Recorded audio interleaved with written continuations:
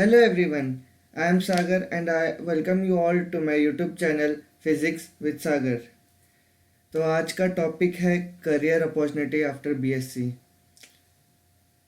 Classes में मतलब college में मैं एक दो तीन जूनियर्स ने भी पूछा, मेरे एक दो बाहर के भी दोस्तों ने मेरे को पूछा कि क्या कर सकते हैं आफ्टर क्या कर सकते हैं, नहीं बहुत लोग कंफ्यूज है। व्हाट कैन दे डू, क्या क्या ऑप्शन है उनके पास अगर बीएससी लगाते हैं। So basically this video is for the people who have joined BSc now or are planning to get admission into BSc। So basically जब जब भी आप बीएससी लेते हो तो आपके पास दो रास्ते खुलते हैं। एक रास्ता रहता है गवर्नमेंट जॉब्स। थोड़े लोग यही सोच के आते हैं कि हम गवर्नमेंट जॉब करेंगे, लाइक आईएएस आईपीएस के लिए प्रिपेयर करेंगे, यूपीएससी के लिए। फिर थोड़े लोग रहते हैं जिनको रिसर्च में इंटरेस्ट रहता है, या फिर कोई मतलब ऐसा रहता है कि हम इंडस्ट्रीज़ में, एविएशन इंडस्ट्री हो गया, कंस्ट्रक्शन इंडस्ट्रीज़ रहते हैं, थोड़ी वो हो गया, केमिकल इंडस्ट्रीज़ रहती है, इन सब में काम करेंगे। बहुत जगह हॉस्पिटल्स में फिजिसिस्ट की ज़रूरत होती है तो उधर काम करेंगे, ऐसा सोच के आते हैं जिनको मास्टर्स वगैरह करना पड़ता है आगे। तो थोड़े लोग ऐसे रहते हैं, फिर किसी को प्रोफेसर बनना होता है, तो ऐसे लोग होते हैं जो बीएससी लगाते हैं। फर्स्ट हम बात करते हैं गवर्नमेंट जॉब्स के बारे में। गवर्नमेंट जॉब्स का कैसे रहता है, आपको पहले कॉम्पिटिटिव एग्ज़ाम क्रैक करना पड़ता है जो कि उतना टफ नहीं रहता। अगर हम पेपर की बात करें, मतलब क्वेश्चंस के लेवल की बात करें, बट जो कंपटीशन रहता है, लाइक सिलेक्शन परसेंटेज जो रहता है वो बहुत कम रहता है। तो एक एक मार्क्स में, हाफ ऑफ मार्क्स में भी बहुत कट ऑफ मिस हो जाता है या फिर रैंक मिस हो जाती है, और सीट्स बहुत कम रहते हैं यूजुअली इसमें। तो ये थोड़े लिस्ट हैं जिसमें जो कि है गवर्नमेंट जॉब्स के अंदर आते हैं, है ना। तो फर्स्ट सबसे मेन जो एग्ज़ाम है यूपी गवर्नमेंट जॉब है वो यूपीएससी। बहुत लोग यूपीएससी के लिए आते हैं। मैं बहुत दिन बाद वीडियो रिकॉर्ड कर रहा हूँ तो थोड़ा फंबल होगा, मैनेज कर लेना आप लोग भी। तो फर्स्ट है यूपीएससी, जिसमें आईएएस आईपीएस के लिए प्रिपेयर करते हैं लोग। इसका सिलेक्शन परसेंटेज 1% है सिर्फ, और ये इंडिया में सबसे टफेस्ट एग्ज़ाम है एज़ पर माई नॉलेज। तो एक ही हो गया यूपीएससी। जिसको भी अगर प्रिपेयर करना है, don't think for tomorrow, day after tomorrow, after BSc, before BSc, nothing. मतलब बिफोर बीएससी तो नहीं, लाइक स्टार्ट कर दो। आज सोचा है, आज से शुरू करना है। इसके बाद में है RRB exam, railway recruitment board. इसमें कितने हैं, दो चार तरीके के होते हैं। एक एनटीपीसी होता है, एक होता है जेई, एक होता है एएलपी, और एक और होता है ग्रुप डी। ठीक है, तो ये तो हो गया नॉर्मल, मतलब जो मेन एग्ज़ाम है उसका एनटीपीसी का। ये होता है जूनियर इंजीनियर का। और एएलपी होता है असिस्टेंट लोको पायलट। और ग्रुप डी में वो लोग रहते हैं जैसे ट्रैक इंजीनियर हो गया, ऐसे सब जो जॉब्स रहते हैं वो ग्रुप डी में आते हैं। तो ये चार सब पार्ट है आरआरबी का। और आरआरबी एग्ज़ाम होता है computer based test, like CBT जो बोलते हैं शॉर्ट फॉर्म में, वो टाइप का होता है। उसके बाद में आता है बैंक का एग्ज़ाम। तीन एग्ज़ाम होते हैं मेन एसबीआई के इसमें ही, और दो है, एक पीओ और एसओ करके रहता है। फिर आईबीपीएस का भी वैसे रहता है। आरबीआई तो पता ही है, आरबीआई के हैं जॉब, एक group sorry grade C officer, एक ग्रेड बी ऑफिसर, और एक और है, मैं लिख देता हूँ यहाँ पर कोई एक न्यू पेज में। एसबीआई का आता है पीओ, एसबीआई, एसओ, और एक और कुछ है पता नहीं मेरे को। फिर बाद में आईबीपीएस का होता है पीओ, इसका भी सेम है। ये दो अलग टाइप के हैं बस, आईबीपीएस, एसओ। और आरबीआई का होता है ग्रेड सी, ग्रेड बी, और एक और होता है ऑफिस असिस्टेंट।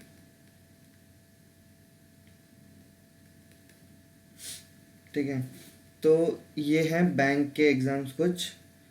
तो अगर मैं, और ये सब एग्ज़ाम्स का जो भी लिंक रहेगा डिस्क्रिप्शन में मैं लिंक दे दूंगा, उसका कोई टेंशन मत लेना। आपको जो अच्छा लगता है वो आप प्लान करके फिर नेक्स्ट उसके पर एग्ज़ाम्स के बारे में पढ़ सकते हैं, कैसे प्रिपेयर करना है, क्या एलिजिबिलिटी रहती है वो सब।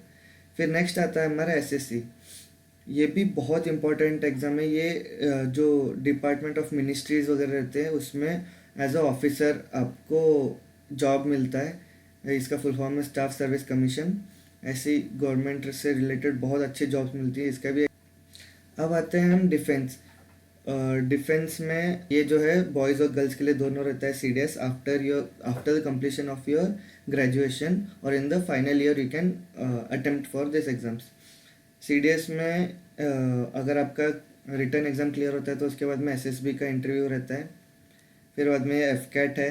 एफ कैट भी एयरफोर्स के लिए रहता है और ये टेक्निकल एंड मतलब टेक्निकल टाइप ऑफ जॉब है, लाइक इंजीनियरिंग बीटेक वालों के लिए ज़्यादा वो लोग प्रेफरेंस देते हैं। अगर बीटेक क्लियर है ना तो इजी पड़ता है ये एग्ज़ाम क्रैक करने के लिए। अगर आपका फिजिक्स मैथ्स अच्छा है तो you can easily crack this exam. फिर आता है एयरफोर्स वाई ग्रुप और एक्स ग्रुप और Y group. X group is technical and Y group is non technical group.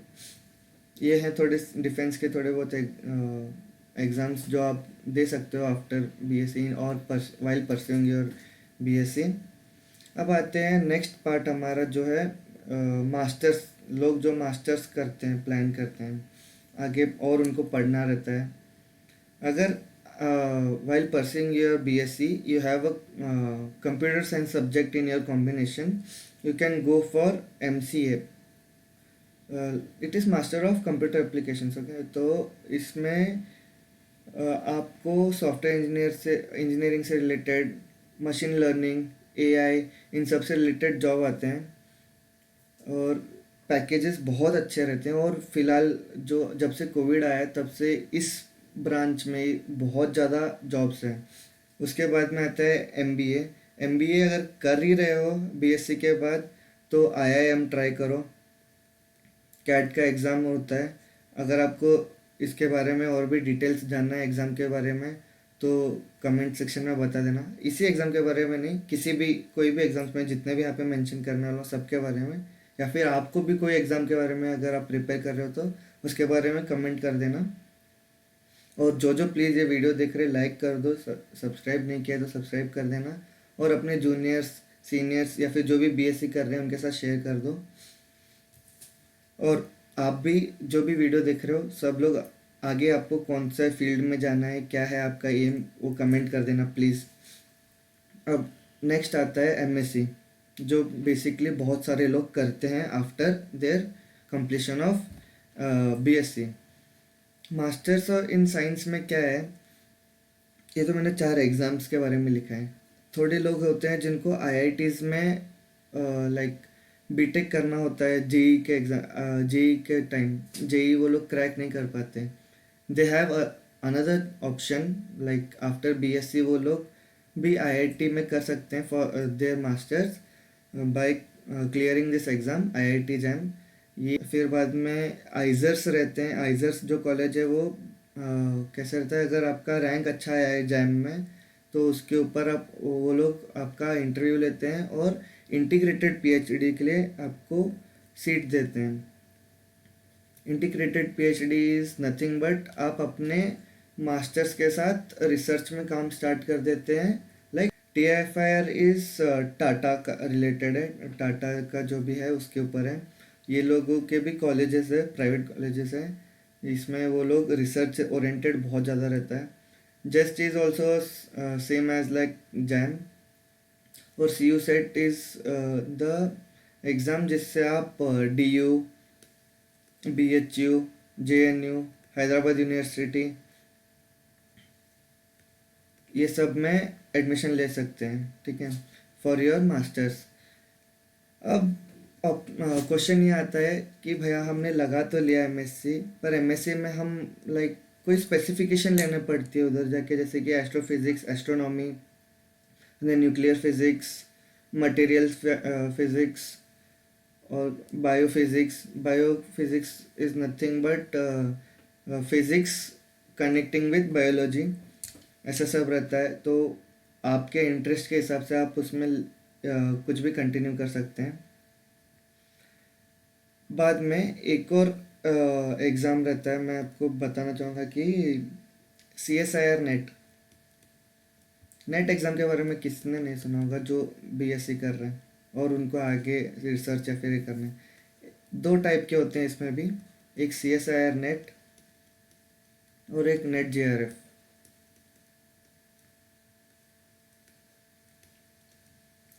ये है जूनियर रिसर्च फेलोशिप के लिए, और ये होता है असिस्टेंट प्रोफेसरशिप के लिए। अगर आपको टीचिंग में अपना करियर बनाना है तो आपको CSIR नेट का एग्ज़ाम देना पड़ेगा, जिससे अगर आप ये एग्ज़ाम क्रैक करते हो और आपका रैंक अच्छा आता है, you will be getting a certification for assistant professor.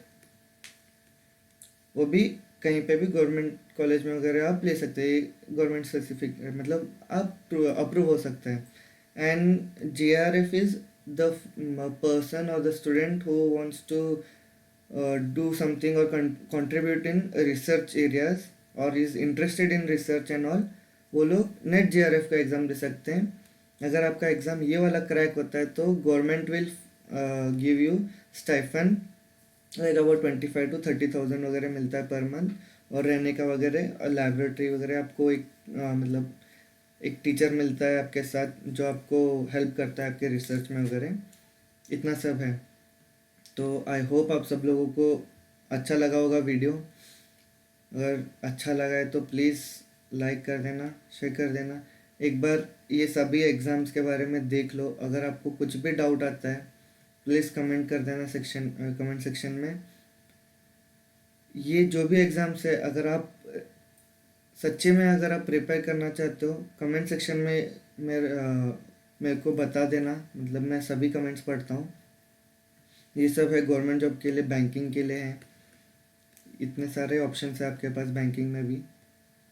तो अगर आपको इनमें से कुछ करना है तो ये कर सकते हैं, या फिर बाकी दूसरा UPSC है, RRB है। RRB के लिए रिलेटेड भी आपको अगर कुछ भी इंफॉर्मेशन चाहिए रहेगा तो आप मेरे से कनेक्ट कर सकते हैं। डिस्क्रिप्शन में मेरा इंस्टा ID भी पिन है, और क्या बोलते हैं अपना मैंने WhatsApp नंबर भी दे रखा है। If you have any doubt, if you want to know anything about like detail about any exam, you can contact me there. I will guide you if you want. Select one goal and follow that goal. Bar bar change मत करो कि मेरे को ये करना है, parents की खुशी है वो करना है तो वो करूँगा, नहीं। एक आपका इंटरेस्ट जो है वो सेलेक्ट करो और इसी के लिए मेहनत करो। So I hope you enjoyed the video. Okay, bye.